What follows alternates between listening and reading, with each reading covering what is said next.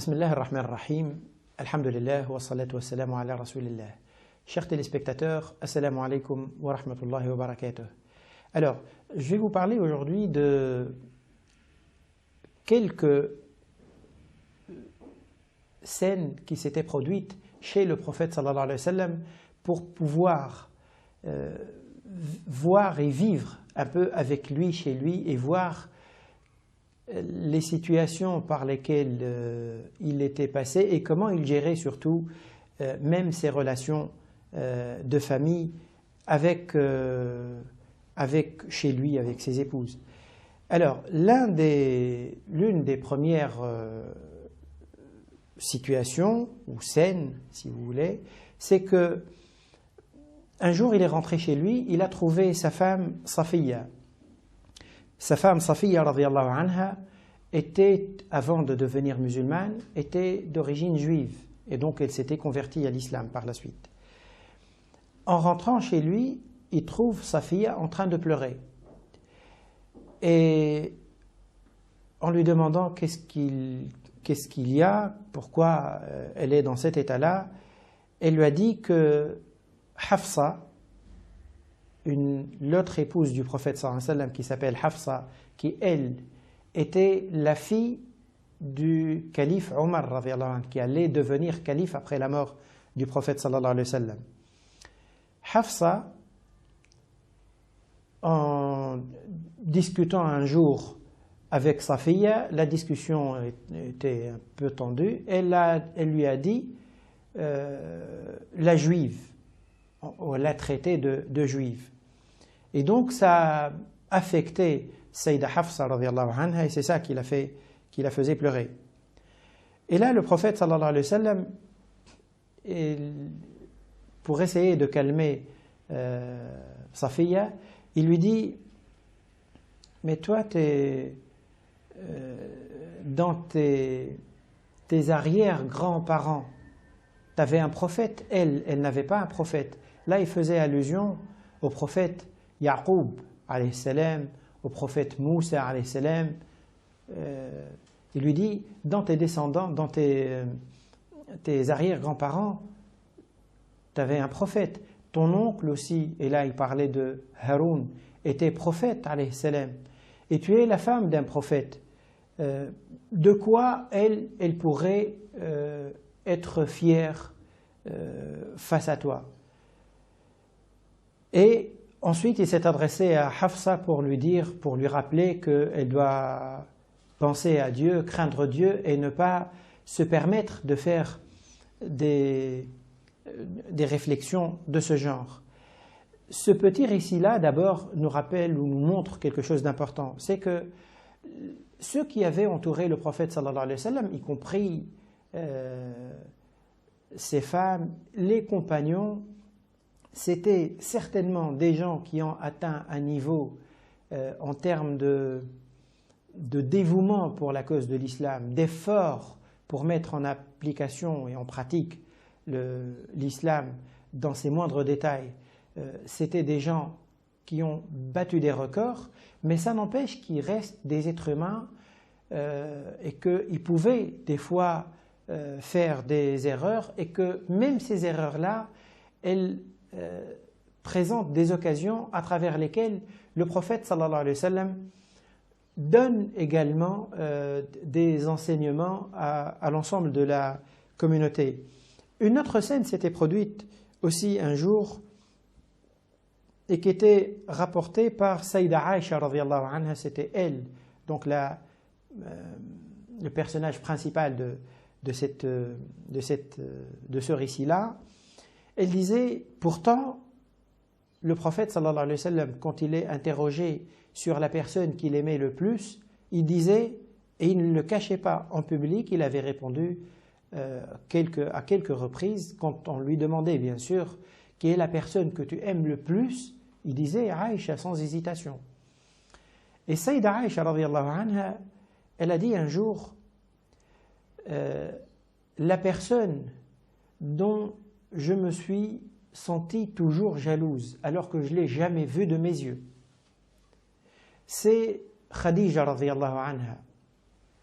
la femme du prophète sallallahu alayhi wa sallam, la première femme du prophète sallallahu alayhi wa sallam, qu'il avait épousée quand il était encore jeune, avant même de recevoir la révélation, et qui restait marié avec elle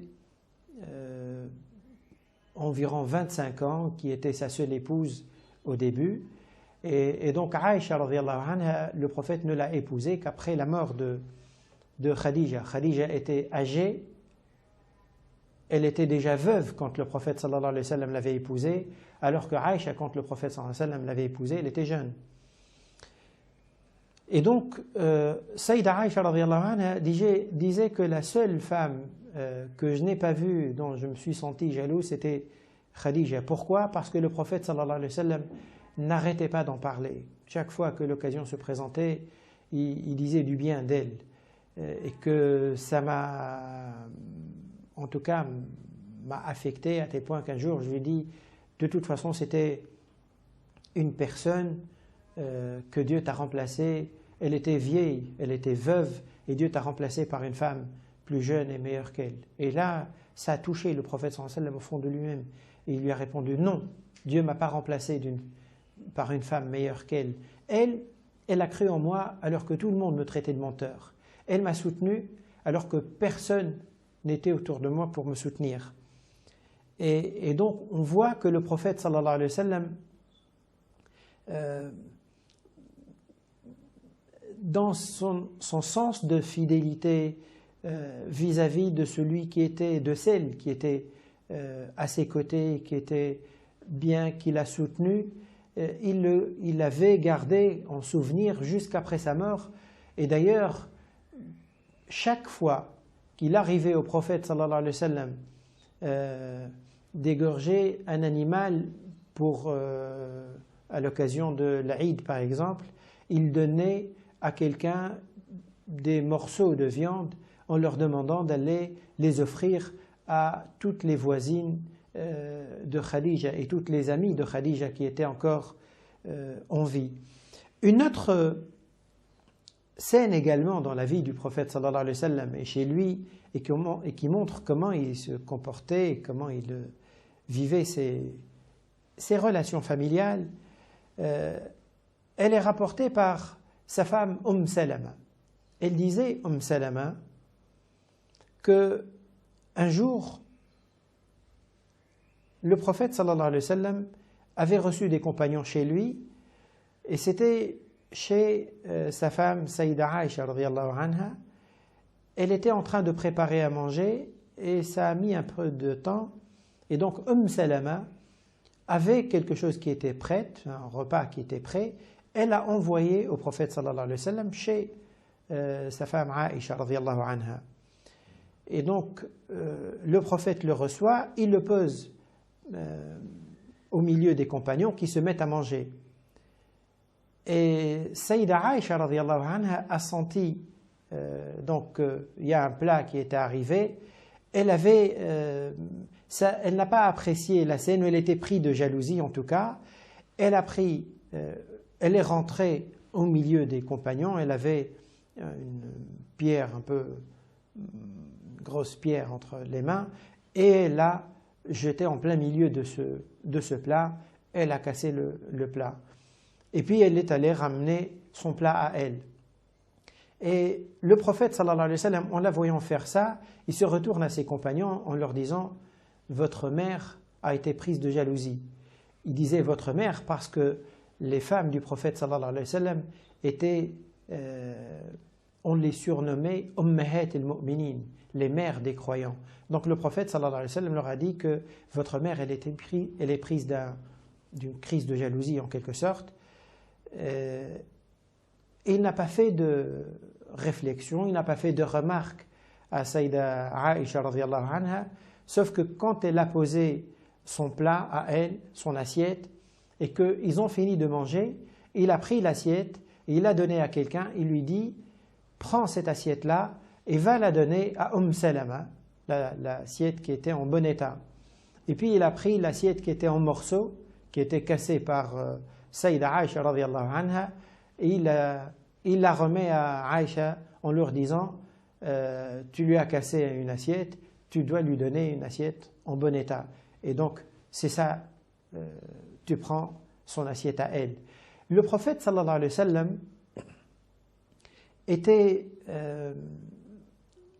très grand avait un caractère et dans ses qualités morales, dans son comportement, dans son état d'esprit, il était très grand. Et on comprend que Allah subhanahu wa ta'ala, en parlant de lui, disait dans le Coran « Wa innaka la'ala khuluqin azim » tu es doté du meilleur caractère, d'un grand caractère. Et que lui-même, il disait un jour « Moi, c'est Dieu qui m'a élevé, il m'a bien élevé ». Il disait ça parce qu'effectivement, lui, il était orphelin depuis tout petit. Il n'avait ni son père ne l'a élevé, ni sa mère ne l'a élevé. Et donc, il disait que les bonnes qualités que j'ai, c'est Dieu qui m'a permis d'être comme ça. C'est Dieu qui m'a élevé de cette manière-là. Le prophète, sallallahu alayhi wa sallam, quelles que soient les scènes et les situations dans lesquelles il se trouvait, il les gérait en essayant de minimiser les conséquences négatives et en prenant les choses du bon côté et puis en restant plus focalisé sur ce qui est important. C'est sûr que si un musulman aujourd'hui se trouve dans une situation comme celle-ci, comme celle que le prophète sallallahu alayhi wa sallam avait vécue, il y a de fortes chances que ça provoquerait une dispute, une grande dispute chez lui. Après le départ de ses copains, de ses amis, Allahu a'lam, la tension pourrait peut-être aller même jusqu'à une séparation. Or, le prophète sallallahu alayhi wa sallam ne s'est pas comporté du tout de cette manière-là et il a géré la situation d'une autre manière. Ce qu'on tire de là, c'est que ce que nous dit le prophète sallallahu alayhi wa sallam, il nous dit que le meilleur d'entre vous, c'est celui qui se montre meilleur à l'intérieur de chez lui, vis-à-vis de sa famille, de sa femme, de ses enfants, et non pas le contraire. Il arrive souvent que certains d'entre nous, que beaucoup même d'entre nous, ils se montrent doux, ils se montrent corrects, ils se montrent bons avec leurs amis à l'extérieur, parce qu'ils gardent une certaine limite, une certaine réserve. Alors que, en rentrant chez eux, ils se sentent plus à l'aise. Et parce qu'ils se sentent plus à l'aise, ils peuvent se permettre des choses dans les relations avec leurs proches qui ne se permettent pas et ils peuvent faire mal. Or, le prophète sallallahu alayhi wa sallam apprend aux musulmans de donner le mieux de lui aux personnes d'abord qui sont les plus proches de lui. C'est elles qui méritent qu'il supporte plus, qu'il se montre plus patient. Surtout que c'est là où il y a besoin justement de se montrer patient. La proximité entre les gens crée nécessairement des sortes de petites tensions et c'est là où il y a besoin de faire preuve de patience et de ne pas oublier en tout cas le lien fort, le lien intime qui relie les membres d'une même famille. Wassalamu alaikum wa rahmatullahi wa barakatuh.